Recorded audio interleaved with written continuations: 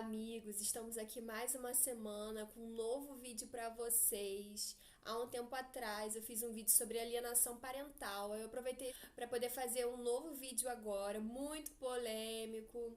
Muitos clientes estão perguntando a gente o que fazer nessas situações, que se trata do descumprimento de acordo ou decisão judicial de visitação. Então eu vou falar resumidamente para vocês o que acontece, quais são as consequências e o que a gente pode fazer para evitar esses conflitos.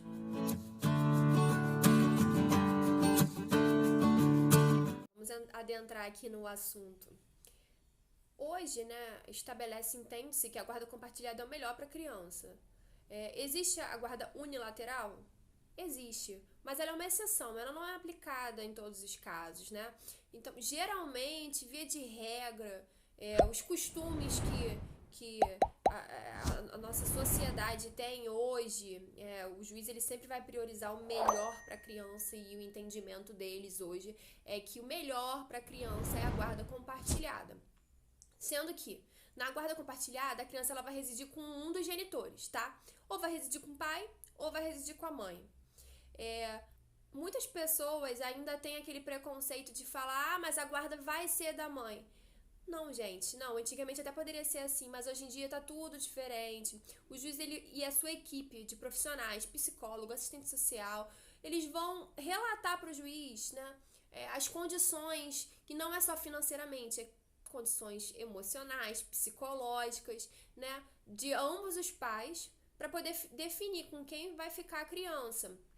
Tá? Com quem a criança vai residir. E digamos, vou dar um exemplo para vocês, a criança resida com o pai. Então a mãe ela terá direito a visitações, tá? E quando os pais eles não conseguem chegar também num acordo nesse assunto, quem fixa as visitações são os juízes, tá? Eles vão definir detalhadamente quais dias, quais horários, se a criança ela pode ou não dormir com esse pai que está fazendo a visitação, feriados, férias escolares, comemorações, aniversários, tudo isso é bem detalhado e é bem definido. Mas, mesmo assim, alguns pais, eu acredito que grande parte, né, ainda talvez com ressentimentos, com mágoas, enfim, eles acabam não cumprindo a decisão judicial ou até mesmo um acordo, porque em alguns casos os pais resolvem fazer um acordo judicial, né, e conseguem definir, montar um acordo ali, as visitações dos seus filhos. Mas, quando é colocado em prática, nem sempre é cumprido. Deixando claro para vocês, gente, assim, digamos que a criança, ela ficou acertado do pai devolver a criança domingo, 6 horas da tarde. Aí dá domingo, 6 horas da tarde, o pai não devolve. O pai devolve domingo, 7 horas da noite. Gente, a gente também precisa usar o bom senso, né? Nem tudo é um descumprimento, às vezes houve um atraso, assim, a gente sempre existe um acordo que deve ser cumprido, mas a gente tem que usar o bom senso.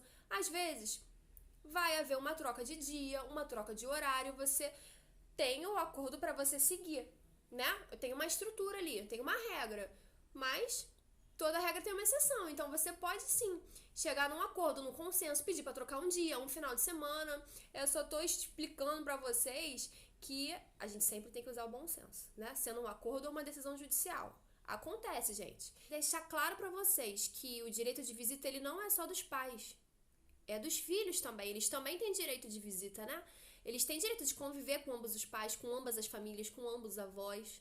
Então, quando um dos pais ele começa a impedir, a proibir, a não cumprir o acordo ou a decisão judicial, é gerado consequências. Claro, não só para as crianças, mas consequências jurídicas, consequências na esfera administrativa, na esfera civil, na esfera penal. Então, assim, é muito importante a gente entender que quando a gente começa a criar obstáculos, empecilhos, né, sem nenhum motivo relevante, a gente não está só prejudicando a criança, como a gente estamos nos prejudicando. Porque, veja bem, digamos que, eu vou dar um exemplo para vocês na esfera civil.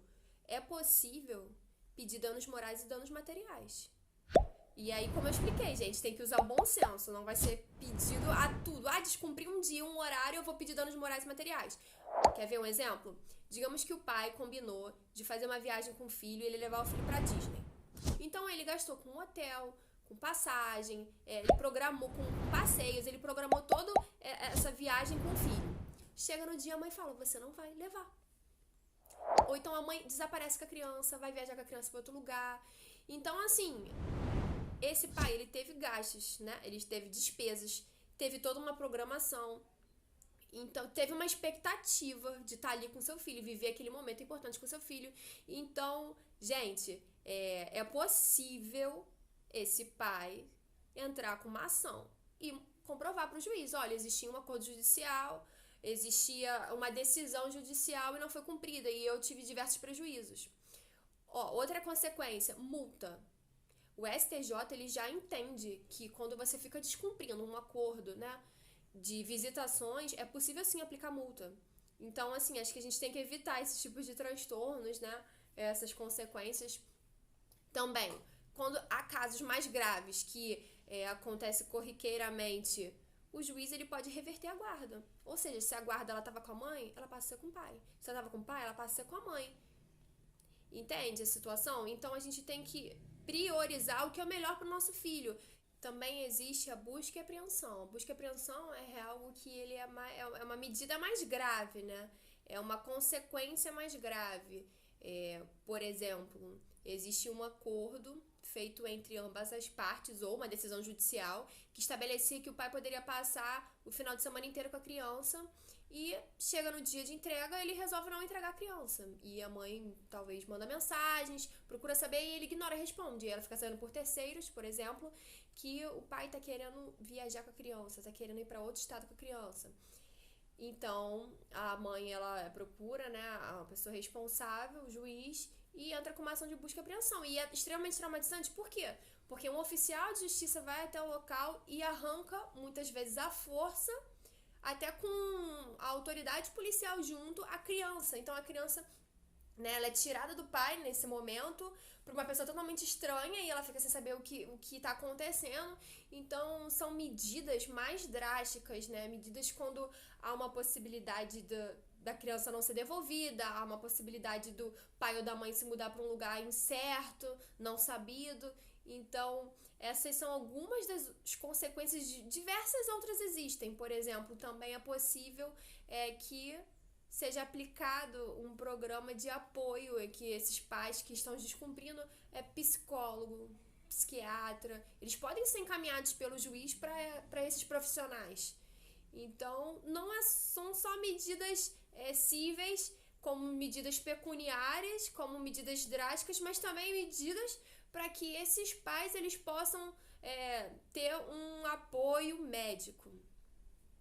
Então, gente, o vídeo chegou ao fim. Na próxima semana nós falaremos de um novo assunto.